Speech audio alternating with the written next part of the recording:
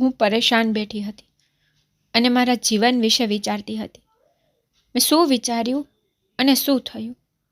હું નિરાશ બેઠી હતી. હું રોજના ઝઘડાથી કંટાળી ગઈ હતી.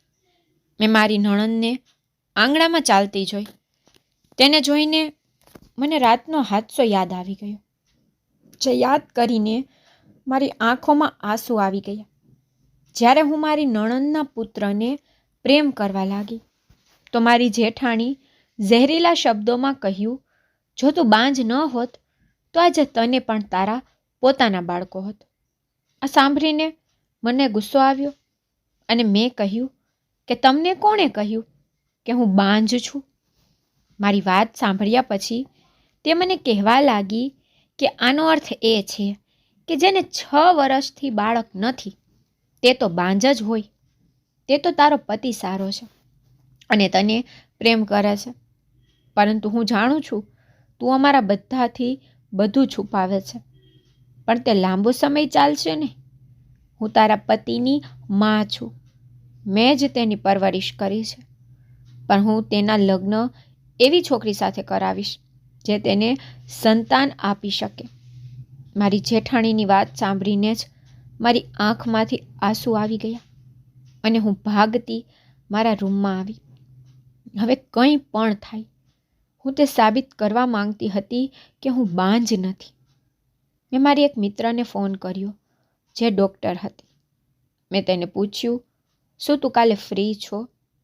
તે મારી વાત સાંભળીને કહેવા લાગી, તારી તબિયત તો ઠીક છે ને? તને સારું તો છે ને? તે મારી ઘણી સારી મિત્ર હતી. મેં કહ્યું, બધું બરાબર છે, મારે કેટલાક ટેસ્ટ કરાવવા છે. મારી વાત સાંભળીને થોડી ક્ષણો માટે તે મૌન થઈ ગઈ અને કહેવા લાગી, મેં તને પહેલેથી જ કહ્યું હતું કે તે મહિલા સારી નથી. મેં પહેલાં જ તને ખબરદાર કરી હતી. તું તારા પતિને કહી અલગ ઘર કેમ લઈ લેતી નથી? આ ઝઘડાઓથી તને પણ શાંતિ થઈ જશે. તેની વાત સાંભળીને હું થોડી વાર ચૂપ થઈ ગઈ. હું તેને શું કહું કે મેં મારા પતિને આ વિશે વાત કરી, પરંતુ તેણે મને સ્પષ્ટ ના પાડી દીધી. તે કહેતા હતા કે તું તારા ઝઘડા જાતે જ પૂરા કરી લે, મને આમાં ન અંદર લઈ જા. મારે શું બહારનું કામ ઓછું હોય છે જો હું તમારા રોજના ઝઘડાઓમાં રસ લેવાનું શરૂ કરી દઉં અને મારું માથું પકડી અને બેસી જાઉં? મેં મારા પતિને કંઈ પણ કહેવાનું છોડી દીધું હતું, કારણ કે તે તેના ભાઈ અને ભાભીને છોડવા બિલકુલ તૈયાર ન હતા. મેં મારી મિત્રને બધું કહ્યું તો મારી વાત સાંભળીને તે ચૂપ થઈ ગઈ અને કાલે જ તેની પાસે આવવાનું કહ્યું. હવે મારે કોઈ પણ રીતે મારા ટેસ્ટ કરાવવાના હતા. થોડા સમય પછી મારા પતિ ઘરમાં પ્રવેશ્યા અને આંગણામાં રમતા બાળકોને વહાલ કરવા લાગ્યા. હું ફરી વિચારવા લાગી કે હું કેવી સ્ત્રી છું જે પોતાના પતિને સંતાનનું સુખ પણ ન આપી શકે. મારી આંખોમાંથી આંસુ વહેવા લાગ્યા અને હું મારા ભવિષ્ય વિશે વિચારવા લાગી કે ખબર નથી મારા ભવિષ્યનું શું થશે. જો મારા પતિ બીજા લગ્ન કરશે તો હું શું કરીશ? મારી જેઠાણી વારંવાર મને આ વાતનો અહેસાસ કરાવતી હતી. થોડી વાર પછી મારા પતિ રૂમમાં આવ્યા. રડવાને કારણે મારી આંખ લાલ હતી. તેથી મને પૂછવા લાગ્યા, શું થયું? તેની પૂછવાની જ રાહ હતી. હું રડવા લાગી અને મારી જેઠાણી વિશે કહ્યું કે કેવી રીતે તે તમારી બહેનની સામે મને ટોણા મારે છે અને તેને કોઈની પડી નથી. ઓ યાર, હું આરામ કરવા ઘરે આવું છું અને અહીં આવીને તમારા ઝઘડા શરૂ થઈ જાય છે. મેં તને પહેલાં પણ કહ્યું છે કે મને આ બાબતોમાં ન લઈ જા. જો ભાભી કંઈ કહે તો પણ તારે તેમની વાત સ્વીકારવી જોઈએ, કારણ કે તે તારા કરતાં મોટી છે. જો તે ખોટી વાત કરે તો પણ સબર કર. મારી માતા પછી તેણે જ મારી સંભાળ લીધી હતી. જો હું જઈને તેને પ્રશ્નો પૂછું, તેને કેટલું દુઃખ થશે કે જે બાળકને તેણે ખવડાવ્યું અને તેના હાથમાં ઉછેર્યું છે, આજે તે પુત્ર તેને જ સવાલ જવાબ કરે છે. મારા પતિની વાત સાંભળીને હું ચૂપ થઈ ગઈ અને સૂઈ ગઈ. પછી તેણે મારી સાથે લાંબા સમય સુધી વાત કરી, પણ મેં તેની કોઈ વાતનો જવાબ ન આપ્યો. આ હું તેને અહેસાસ કરાવતી હતી કે હું સૂઈ ગઈ છું, પણ તે જાણતા હતા કે હું જાગું છું. સવારે ઉઠી ત્યારે તે કામ પર ચાલ્યા ગયા હતા અને રાત્રે મારે તેની સાથે વાત કરવાની હતી કે હું તપાસ કરાવવા જાઉં છું. પરંતુ મારા પતિ પહેલેથી જ ઓફિસ ચાલ્યા ગયા હતા. હું જાગી ત્યારે મારી જેઠાણી કિચનમાં હતી. મને જોયા પછી તે તરત જ બોલી કે ખુલી ગઈ મહારાણીની આંખ. આ તમારું પોતાનું ઘર નથી, પણ તમારા સાસરિયાનું ઘર છે. ન તો તમારી માતા તમારા નખરા સહન કરવા અહીં હાજર છે. મારી જેઠાણીની વાતમાં મને કોઈ રસ ન હતો. મારે ચેકઅપ માટે 9 વાગ્યે જવાનું હતું અને અત્યારે લગભગ 8 તો વાગી ગયા હતા. મેં વહેલી તકે તૈયારીઓ શરૂ કરી દીધી. મારી જેઠાણીએ મને પૂછ્યું કે હું ક્યાં જાઉં છું. મેં તેની વાત પર કોઈ જવાબ ન આપ્યો તો આ ક્રિયાથી તે વધુ ગુસ્સે થઈ ગઈ. હું 9 થી 10 મિનિટ પહેલાં હોસ્પિટલ પહોંચી ગઈ હતી. અહીં પહેલાંથી જ મારી મિત્ર મારી રાહ જોતી હતી. તેને જોઈને મારી આંખોમાં આંસુ આવી ગયા. મારી આંખોમાં આંસુ જોઈને તે કહેવા લાગી, મને લાગ્યું કે તું બાળકો વિના વધુ જીવન પસાર કરવા માંગે છે. છેવટે તે પ્રેમ લગ્ન કર્યા હતા. તેની વાત સાંભળીને મેં કહ્યું, પ્રેમ? તેની આ વાત સાંભળીને હું મારા ભૂતકાળમાં ખોવાઈ ગઈ. હું મારા માતા પિતાની એકમાત્ર સંતાન હતી. મારા પિતા એક શાળામાં ટીચર હતા અને મારી માતા ઘરેલું મહિલા હતી. મારી પિતાની કમાણી સારી રીતે જીવવા માટે પૂરતી હતી.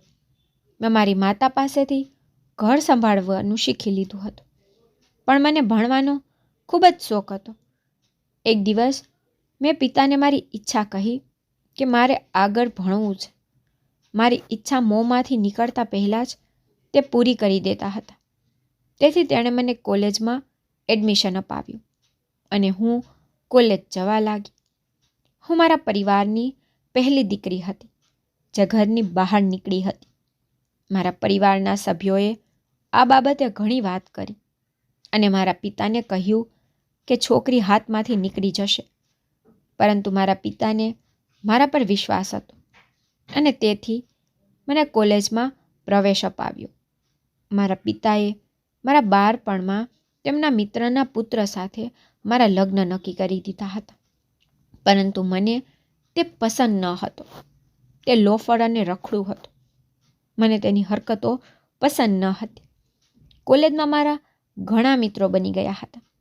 એક તો હું બહુ ખુશમિજાજ હતી અને બીજું હું બહુ હોશિયાર હતી અને કોલેજના બધા શિક્ષકો મારા વખાણ કરતા હતા અને બીજા બાળકોને મારી મિસાલ આપતા હતા. પરંતુ એક છોકરી હતી જે હંમેશા મારાથી ચીડતી હતી અને મને સમજાતું ન હતું કે મેં તે છોકરીનું શું નુકસાન કર્યું છે. મેં તેની સાથે 2-3 વાર વાત કરી, પણ તેનો રવૈયો ખૂબ જ ખરાબ રહેતો હતો. પછી તેના કાર્યોથી મને લાગવા લાગ્યું કે તે મને પસંદ નથી કરતી. તે કોઈને કોઈ બહાને મને શિક્ષક પાસે બેઇજ્જત કરવાના તમામ પ્રયત્નો કરે છે, પરંતુ હું હંમેશા બચી જતી. તેથી હવે હું તેનાથી દૂર રહેવા લાગી હતી. એક દિવસ મારી એક મિત્ર દોડતી મારી પાસે આવી અને મને કહ્યું કે સોનિયાએ તને બધા સામે બેઇજ્જત કરી નાખી છે. તેની વાત સાંભળીને હું ડરી ગઈ. પછી પાછળથી મને ખબર પડી કે તે મારા લોફર મંગેતરનું નામ મારી સાથે જોડી બધાને કહેતી હતી કે તે ખરાબ લોકો છે. તેમની વાત સાંભળીને હું રડતી રડતી પ્રિન્સિપલ પાસે ગઈ અને તેમને આખી વાત કહી. સોનિયાએ બધા સામે મારી પાસે માફી માંગી હતી. ત્યાર પછી તેની મારી સાથે મિત્રતા થઈ ગઈ, પણ મને ખબર ન હતી કે તે જ મારી દુશ્મન છે. તે મારા ઘરે પણ આવવા લાગી હતી. એક દિવસ તે મારા ઘરથી બહાર આવી રહી હતી ત્યારે મારો મંગેતર ઘરમાં પ્રવેશી રહ્યો હતો. મારો મંગેતર એક લોફર હતો, પરંતુ તે ખૂબ જ સુંદર હતો. અમારા પરિવારમાં 18 વર્ષની ઉંમરે છોકરીના લગ્ન કરવાની પરંપરા હતી. હું 17 વર્ષની હતી, તેથી મને ખબર હતી કે આવતા વર્ષે મારા લગ્ન થઈ જશે. હું ઈચ્છતી હતી કે કંઈક એવું બને કે મારા લગ્ન અટકી જાય અને હું આગળ ભણી શકું, કારણ કે હું મારા અભ્યાસમાં ખૂબ તેજસ્વી હતી અને મને વિશ્વાસ હતો કે મને શિષ્યવૃત્તિ મળી જશે. બસ મારે ફક્ત મારા માતા પિતાની પરવાનગીની જરૂર હતી, પરંતુ મને પરવાનગી માંગવામાં ડર લાગતો હતો. બીજા દિવસે મારી સાસુ મારા ઘરે આવી અને મારા સંબંધ વિશે વારંવાર કહેવા લાગી કે અમારી દીકરી આવતા વર્ષે આ સમયે અમારી સાથે હશે. તેમની વાત સાંભળીને હું ખૂબ જ પરેશાન થઈ ગઈ હતી. મને તેના પુત્રમાં જરાય રસ ન હતો, પરંતુ આ દિવસોમાં હું એક વસ્તુ નોંધી રહી હતી કે મારા મંગેતરે મને હેરાન કરવાનું બંધ કરી દીધું હતું. હવે તે ન તો કોલેજ જવા સમયે મને રોકતો હતો કે ન તો ઘરે આવીને મને પરેશાન કરતો હતો. મેં વિચાર્યું કે તે સુધરી ગયો છે, તેથી હું ખુશ હતી. પણ વાત જુદી હતી. એક દિવસ હું મારા સાસરે ગઈ હતી. એ લોકોના ઘરે અમારે આવવા જવાનું હતું, કારણ કે પિતાજી સાથે તેમની ખૂબ જ સારી મિત્રતા હતી અને હું પણ તેમના ઘરે જતી હતી અને મારો મંગેતર પણ મારા ઘરે આવતો હતો. તે દિવસે હું મારા સાસરે ગઈ હતી. મારે મારી સાસુને કેટલીક વસ્તુઓ આપવાની હતી. મેં જોયું કે મારો મંગેતર ફોન પર કોઈની સાથે વાત કરી રહ્યો હતો. તેના ચહેરા પર ખૂબ જ ખુશી હતી. મને જોઈને તેણે કોઈ જવાબ ન આપ્યો અને ફરી ફોનમાં વ્યસ્ત થઈ ગયો. તેને જોઈને હું ખૂબ હસી.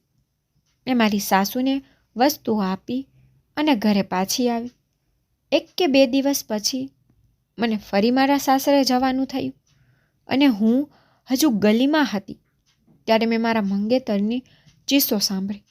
તે કહેતો હતો કે હું જ્યોતિ સાથે કોઈ પણ સંજોગોમાં લગ્ન નહીં કરું. હું બીજા કોઈને પસંદ કરું છું. મારી સાસુ બોલી રહી હતી, તારો મગજ ખરાબ થઈ ગયો લાગે છે. પહેલાં તું આખો સમય તેનું નામ લેતો હતો. હવે એવું શું થયું કે તે તને પસંદ પણ નથી? મારા મંગેતરે કહ્યું, તે મને ખબર નથી. તે મારી સાથે બહુ ખરાબ રીતે વાત કરે છે અને હું જે કહું તેનો સીધો જવાબ આપતી નથી. અને મને એવી પત્ની નથી જોતી, પણ મને એવી પત્ની જોઈએ છે જે મારી દરેક વાત સાંભળે અને મારી વાત માને, બીજા સામે મારી ઇજ્જત કરે. તેની વાત સાંભળીને મારું મોં તો ખુલ્લું રહી ગયું, કારણ કે મેં તેની સાથે વાત પણ કરી ન હતી અને બદતમીઝી કરવી તો દૂરની વાત હતી. મારી સાસુ તેને સમજાવવા લાગી અને તેને મનાવવા લાગી, પણ તે કંઈ સાંભળતો ન હતો. પણ મારે બસ એટલું જ જાણવું હતું કે તે કોની પાછળ પાગલ થઈ રહ્યો છે. પછી મારી આ ઈચ્છા પણ પૂરી થઈ જ્યારે મારી સાસુએ મારા મંગેતરને પૂછ્યું કે તે કોણ છે, તો તે નામ સાંભળતા જ મને લાગ્યું કે જાણે મારા પર આકાશ આવી ગયું, કારણ કે તે બીજું કોઈ નહીં પણ મારી મિત્ર સોનિયા હતી. હવે મને આખી વાત સમજાઈ ગઈ. ચોક્કસ તે મારી સાથે બદલો લેવા માંગતી હતી.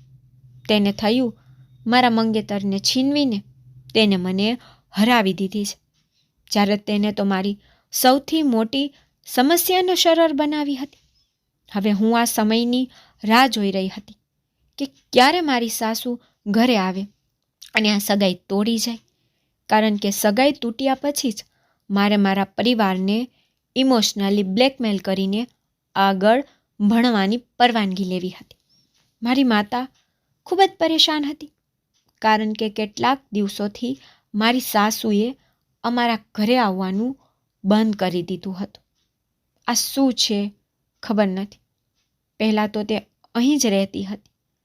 મારી મમ્મી મને કહેતી હતી ત્યારે અચાનક મારી સાસુ મારા ઘરે આવી. તે મોઢેથી પરેશાન લાગી રહી હતી. તે મારી માતાની બાજુમાં બેઠી અને કહ્યું, મને માફ કરો, અને સાથે રોતી પણ જતી હતી. આ જોઈને મને ખૂબ જ દુઃખ થયું. તે તેના પુત્રને કારણે કેટલી દુઃખી હતી. ઓલાદ માતા પિતાને શું કરવા મજબૂર કરે છે. પછી તેને મારી માતાને વધુ કહ્યું કે મારો પુત્ર જ્યોતિ સાથે લગ્ન કરવા રાજી નથી. તે બીજી છોકરીને પસંદ કરવા લાગ્યો છે. મને ખબર નથી કે તે છોકરી કોણ છે. તેનું નામ પણ મેં પહેલી વાર સાંભળ્યું છે. પછી મેં મારી સાસુને કહ્યું કે તે છોકરી મારી કોલેજમાં ભણે છે. મારી વાત સાંભળીને મારી સાસુ આશ્ચર્યચકિત થઈ ગઈ કે તને કેવી રીતે ખબર પડી. મેં કહ્યું કે મેં તે દિવસે બધું સાંભળ્યું છે. આ સાંભળીને મારા પિતા ખૂબ જ ગુસ્સે થઈ ગયા. પણ તે શું કરી શકે જ્યારે છોકરો પોતે તૈયાર ન હતો. અમારું એક મકાન શહેરમાં પણ હતું. મેં મારા પિતાને કહ્યું કે આપણે શહેરમાં જઈને રહેવું જોઈએ. પપ્પા મારી સાથે સંમત થયા અને અમે શહેરમાં આવ્યા. અહીં આવ્યા પછી મારી માતાએ એક સિલાઈ સેન્ટર ખોલ્યું હતું અને અમારા ઘરની સ્થિતિ ઘણી સારી થઈ ગઈ. મેં મારી મમ્મીને વિનંતી કરી કે મારે આગળ ભણવું છે. થોડી જીદ પછી મને આગળ ભણવા દેવામાં આવી. યુનિવર્સિટી જીવન મારા સપના કરતાં વધુ સુંદર હતું. મારી ઈચ્છા પૂરી થઈ ત્યારે હું ખૂબ જ ખુશ હતી. ત્યાં એક છોકરા સાથે મારી મુલાકાત થઈ. હું મારા જીવનસાથી તરીકે જેવો છોકરો ઈચ્છતી હતી તે એવો જ હતો. તે પણ મને પસંદ કરવા લાગ્યો. મેં તેની આંખોમાં મારા માટે પ્રેમ જોયો. ધીમે ધીમે હું મારો મકસદ ભૂલી ગઈ અને તેને મને પ્રપોઝ કર્યો તો હું ખુશીથી માની ગઈ. મારી એક મિત્રએ મને સમજાવ્યું કે તું હજુ તેના વિશે કંઈ પણ જાણતી નથી તો હા કેમ પાડી. મેં કહ્યું તે મને પ્રેમ કરે છે અને તે લાગે છે કે તે સારા પરિવારમાંથી આવે છે. મારી મિત્ર મારા પાગલપણાથી હેરાન હતી અને 2 સેમેસ્ટર પછી જ મારી મિત્ર મારાથી અલગ થઈ ગઈ. તેનું મેડિકલમાં એડમિશન થઈ ગયું અને તે મજબૂરીમાં ડિગ્રી લઈ રહી હતી. મારી મિત્ર સિવાય મને સમજનાર કોઈ ન હતું અને મારો અભ્યાસ પૂરો થતાં ધીરજે મારા ઘરે સંબંધ મોકલી દીધો. મારા પરિવારના સભ્યો આ સંબંધ માટે બિલકુલ તૈયાર ન હતા કારણ કે ધીરજની માતા ન હતી. તેની મોટી ભાભી હતી અને તેની વાતો પરથી એવું લાગતું હતું કે આખા ઘરમાં ફક્ત ધીરજની ભાભી જ રાજ કરે છે. પણ મેં મારા માતા પિતાને સમજાવ્યા અને આ રીતે મેં ધીરજ સાથે લગ્ન કરી લીધા. હું પસંદગીના લગ્નથી બહુ ખુશ હતી. ધીરજ મને ખૂબ પ્રેમ કરતા હતા પરંતુ તેના ઘરે ગયા પછી મને સમજાયું કે ધીરજ તેની ભાભીની સંમતિ વિના કંઈ કરતો નથી. રાત્રે ધીરજે મને પૂછ્યું કે હનીમૂન માટે ક્યાં જવું છે. મેં તેને નૈનીતાલ જવાનું કહ્યું. પણ હું સવારે જાગી કે તરત જ મારી જેઠાણીએ કહ્યું કે અત્યારે ક્યાંય જવાની જરૂર નથી અને તેની ભાભીના આ શબ્દો સાંભળીને ધીરજે પણ પોતાનો પ્લાન બદલી નાખ્યો. હું તે દિવસે ધીરજ સાથે ખૂબ લડી કે શું તમે તમારા જીવન વિશે જાતે નિર્ણયો લઈ શકતા નથી? તમે તમારી ભાભી પર નિર્ભર કેમ છો? પણ તેને મને ચૂપ કરાવી દીધી અને મને અહેસાસ થવા લાગ્યો કે આ બધું મારી જેઠાણીના કબજામાં છે. પણ તે મને પસંદ કરતી ન હતી. મેં તેનું દિલ જીતવા માટે દરેક સંભવિત પ્રયાસ કર્યો પરંતુ હું નિષ્ફળ ગઈ.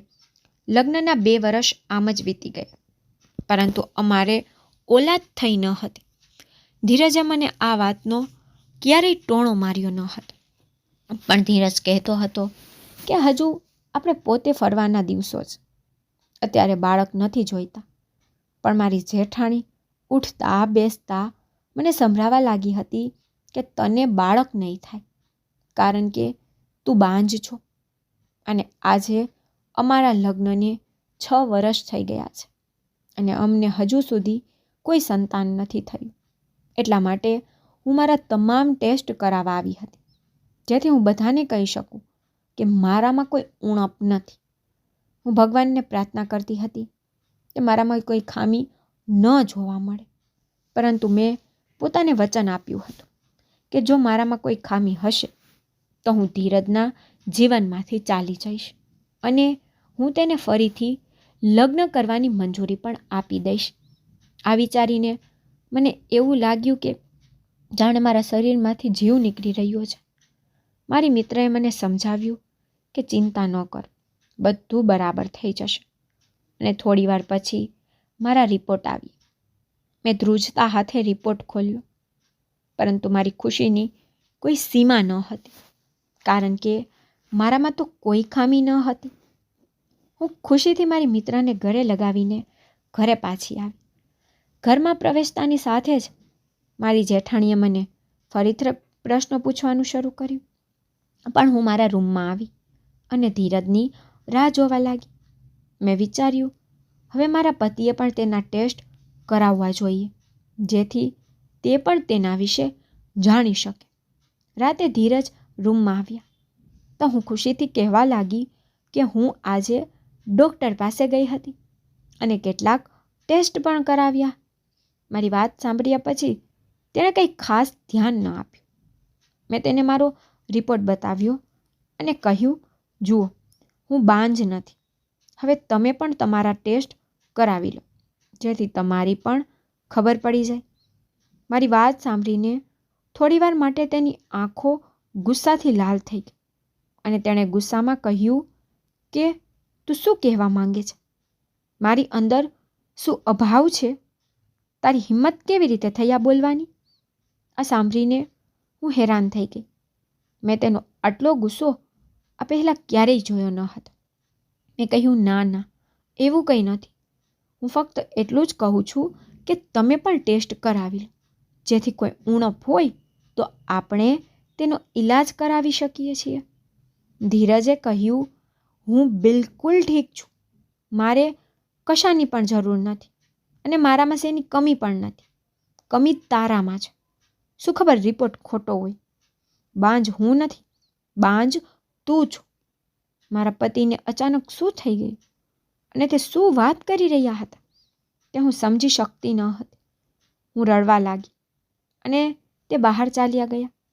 તે પછી મારા પતિનો મારા પ્રત્યેનો રવૈયો ખૂબ જ ખરાબ થઈ ગયો. તે મારી સાથે કોઈ વાત કરતા ન હતા અને મારા હૃદયમાં સખ્ત એ વિચાર જ આવી રહ્યો હતો કે મારા પતિમાં કંઈક અભાવ હોવો જોઈએ, જેના કારણે તે તેમનો ટેસ્ટ કરાવી રહ્યા નથી. જો તેનામાં કોઈ કમી ન હતી તો તે તરત જ મારી સાથે આવી ગયા હોત. હવે તેને પણ મને બાંજના ટોણા મારવાનું શરૂ કર્યું હતું અને મને ધમકી આપી કે હું જલ્દી કોઈ બીજા સાથે લગ્ન કરી લઈશ. હવે શું કરવું તે મને સમજાતું ન હતું.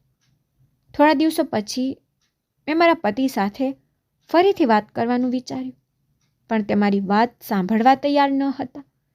તે મારા રિપોર્ટને ખોટો ગણાવતા હતા અને મને લાગ્યું કે મારા પતિ ખોટા છે. મને આ ઘરમાં હવે ઘૂંટણ થવા લાગી હતી, પણ હું અહીંથી ઘરે જઈને મારા પરિવારને પરેશાન કરવા માંગતી ન હતી. એક દિવસ હું મારા આંગણામાં બેઠી બેઠી મારા જીવન વિશે વિચારતી હતી. સાંજનો સમય હતો અને થોડા સમય પછી મારા પતિ કામેથી પાછા આવવાના હતા. ત્યારે અચાનક દરવાજા પર ટકોરા પડ્યા. મેં વિચાર્યું, આ સમયે કોણ આવ્યું? જ્યારે મેં દરવાજો ખોલ્યો તો મારી સામે એક મહિલા હતી, જેણે ચહેરા પર માસ્ક લગાવેલું હતું. તેની આંખો સિવાય બીજું કશું દેખાતું ન હતું. જ્યારે એક બાળકને તેને તેના હાથમાં પકડ્યું હતું. તે બાળક જોર જોરથી રડી રહ્યું હતું. મેં તેને પૂછ્યું કે તમે કોણ છો? તેને તે બાળક મારી સામે રાખી અને કહેવા લાગી, તારા પતિએ મને ખૂબ ત્રાસ આપ્યો છે. તેણે જે કહ્યું તે સાંભળીને હું આશ્ચર્યચકિત થઈ ગઈ અને તેને કહેવા લાગી, તમારો મતલબ શું છે? મને કહો કે તમે કોણ છો? હું તેનો ચહેરો જોવાનો પ્રયત્ન કરવા લાગી. તે કહેવા લાગી, હું તને કહેતી હતી કે તારો પતિ તારાથી કંટાળી જશે અને બીજી સ્ત્રી પાસે ચાલ્યો જશે. હવે ખબર નથી તમારા પતિનું આ બાળક જાયસ છે કે ના જાયસ. ચાલો, કોઈ નહીં, તે ટૂંક સમયમાં તેની સાથે લગ્ન કરી શક્યા છે, અથવા છોકરી સાથે પહેલાંથી જ લગ્ન કરી લીધા હશે. તેની વાત સાંભળ્યા પછી હું ખૂબ જ લાચારી અનુભવી રહી હતી, કારણ કે હું ઘણા સમયથી જોતી હતી કે મારા પતિ મોડી રાત સુધી ફોન પર વાત કરતા હતા, અને વાત કરતી વખતે તેમના ચહેરા પર હંમેશા સ્મિત રહેતું. પણ મેં ક્યારેય તેના પર શંકા કરી નહીં, કારણ કે હું જાણતી હતી કે ધીરજ મને ક્યારેય દગો નહીં આપી શકે. અને બીજું, હવે તેને રાતે મોડા આવવાનું પણ શરૂ કરી દીધું હતું, અને હવે મારા પતિને મારામાં રસ ન હતો. આ વિચારતા જ મારી આંખમાંથી આપોઆપ આંસુ વહેવા લાગ્યા. હું મારા પતિને પ્રેમ કરતી હતી અને હંમેશા તેની સાથે વફા કરતી હતી, પરંતુ મારા પતિએ આ શું કર્યું હતું? મારા પતિ બિલકુલ માફીને લાયક ન હતા. હવે હું ખૂબ જ આતુરતાથી મારા પતિની રાહ જોઈ રહી હતી, અને તેના રૂમમાં આવતા હું શરૂ થઈ ગઈ કે આ બધું કરીને તમને શું મળ્યું? તે ખૂબ થાકી ગયા હતા. મારી વાત સાંભળીને તે ચીડાઈ ગયા અને કહેવા લાગ્યા, શું કહી રહી છો? હું ખૂબ થાકી ગયો છું, જા અને મને ખાવાનું આપ. તેની વાત સાંભળીને મેં કહ્યું, આજે એક છોકરી તમને શોધતી શોધતી ઘરે આવી હતી. મેં જે કહ્યું તે સાંભળીને તેણે ચોંકીને મારી સામે જોયું. કહ્યું, તારો મતલબ? કઈ છોકરી? મેં કહ્યું, તમને શું થયું? મને તમારું સત્ય ખબર નહીં પડે. મારા પતિએ ગુસ્સામાં કહ્યું, હવે કંઈ બકવાસ કરી તો હું તારું મોઢું તોડી નાખીશ. સીધી રીતે કે વાત શું છે? મેં તેને કહ્યું કે તે છોકરીએ તેના હાથમાં એક બાળક પકડ્યું હતું. તેણે બાળકને મારી સામે મૂક્યું અને કહ્યું, તમારા પતિએ મને ત્રાસ આપ્યો છે. ચોક્કસ તમારી ગર્લફ્રેન્ડ હશે અને બાળક પર તમારું જ હશે. હું કંઈ બોલું એ પહેલાં મારા પતિએ મારા મોઢા પર થપ્પડ મારીને કહ્યું, હવે જો તે કંઈ બકવાસ કરી તો હું તને અત્યારે જ આ ઘરમાંથી કાઢી મૂકીશ. આ સાંભળીને મારો આત્મા કંપી ગયો. ત્યાર પછી મેં અને મારા પતિ એકબીજાથી સંબંધ પૂરા કરી દીધા. એકસાથે રહેતા હોવા છતાં એકબીજાના મામલામાં દખલગીરી ન કરતા, અને ન તો એકબીજા સાથે વાત કરતા. એક દિવસ મારી તબિયત ખૂબ જ ખરાબ થઈ ગઈ. મને મારા પેટમાં દુખાવો થઈ રહ્યો હતો, અને હું હવે આ દુખાવો સહન કરી શકતી ન હતી. મારા પતિ મને ડૉક્ટર પાસે લઈ ગયા. જ્યારે ડૉક્ટરે મને ચેક કરી ત્યારે તેણે કહ્યું કે તમારી પત્નીનું બરાબર ચેકઅપ કરાવ્યા પછી જ કહી શકશે કે શું વાંધો છે. અને જ્યારે ડૉક્ટરે મારા બધા ટેસ્ટ કર્યા અને ડૉક્ટરે જે કહ્યું તે સાંભળીને મારા પર આકાશ તૂટી પડ્યું. ડૉક્ટરે મને કહ્યું કે કોઈ તમને એવી દવા આપી રહ્યું છે કે તમને બાળક ન થઈ શકે. આ સાંભળતા સૌ પ્રથમ શક મને મારી જેઠાણી પર ગઈ. મેં ડૉક્ટરને કહ્યું કે મારા પતિને આ વિશે કંઈ ન કહેતા. તેથી ડૉક્ટરે કહ્યું કે પેટમાં દુખાવો થવાનું કારણ એ છે કે તેને કોઈ ખરાબ વસ્તુ ખાઈ લીધી હશે. મારા પતિ માની ગયા. હવે હું મારી જેઠાણીનું બનાવેલું જમવાનું જમતી ન હતી. એક દિવસ મેં મારી જેઠાણીને મારા દૂધમાં કંઈક ભેળવતા જોઈ. તેથી મારો શક વધુ મજબૂત થઈ ગયો. એક દિવસ મારા માતા પિતાએ મારા અને મારા પતિ માટે જમવાનું આયોજન કર્યું હતું. જ્યારે હું અને ધીરજ મમ્મી પપ્પાના ઘરેથી પાછા ફર્યા તો અમારા કાનમાં જેઠાણીનો અવાજ પડ્યો. તે કોઈ છોકરી સાથે વાત કરતી હતી. તે છોકરીની પીઠ અમારી તરફ હતી, તેથી હું તેનો ચહેરો જોઈ શકતી ન હતી. તે કહેતી હતી, તું ચિંતા ન કર, હું જલ્દી જ્યોતિને રસ્તા પરથી હટાવી નાખીશ અને તારા લગ્ન ધીરજથી કરાવીશ. હું તેને દવા આપી રહી છું જેથી તેના ઘરમાં કોઈ સંતાન નહીં થાય. બહુ જલ્દી ધીરજ જ્યોતિને છોડી દેશે. પણ તારો ડ્રામો બેસ્ટ હતો. આ રીતે તે જ્યોતિને મૂર્ખ બનાવી અને જ્યોતિ વિચારવા લાગી કે તે સ્ત્રી ધીરજની પત્ની છે અને તે ધીરજનું બાળક છે. આટલું કહી તે બંને તાળીઓ પાડી હસવા લાગી. મેં ધીરજ સામે જોયું. ધીરજ તો ચૂપચાપ મારી સામે જોઈ રહ્યા હતા. તેના ચહેરા પર કોઈ ભાવ ન હતા. હું ખુશ હતી કે ધીરજની સામે તેની ભાભીનો અસલી ચહેરો પ્રગટ થઈ ગયો હતો. જ્યારે અમે હોલની અંદર ગયા, હું જોવા માંગતી હતી કે મારી જેઠાણી કોણ છોકરીના લગ્ન ધીરજ સાથે કરાવવા માંગતી હતી. અને તેને જોઈને મારી આંખો તો ખુલ્લી જ રહી ગઈ, કારણ કે તે મારી કોલેજની સ્ટુડન્ટ સોનિયા હતી, જેણે પહેલાં મારા મંગેતરને ફસાવ્યો હતો અને હવે મારા પતિ સાથેના સંબંધો ખરાબ કરતી હતી. જ્યારે મારી જેઠાણીએ જોયું કે ધીરજને આખું સત્ય ખબર પડી ગયું છે, ત્યારે તે ગભરાઈ ગઈ અને દૂર જવા લાગી. ધીરજ તો પણ કંઈ ન બોલી, પણ મેં કહ્યું, ભાભી, કંઈ છુપાવવામાં કોઈ ફાયદો નથી. સમગ્ર સત્ય હવે બહાર આવ્યું છે. આખરે સોનિયા, તું અહીં કેવી રીતે પહોંચી અને સોનિયા સાથે તમારો શું સંબંધ છે? મારી ભાભીએ કહ્યું કે સોનિયા તેના મિત્રની દીકરી છે. સોનિયા તને નફરત કરે છે અને તારા જીવનમાં આવતી દરેક ખુશીનો નાશ કરવા માંગે છે, કારણ કે તે સોનિયાની જિંદગીમાં અંધકાર લાવ્યો છે. મેં કહ્યું કે પહેલાં તો મેં સોનિયા સાથે કંઈ ખોટું કર્યું નથી. સોનિયાએ મને કહ્યું કે હું જે છોકરાને પ્રેમ કરતી હતી તે મારી સાથે કોલેજમાં હતો. તેનું નામ રોહિત હતું.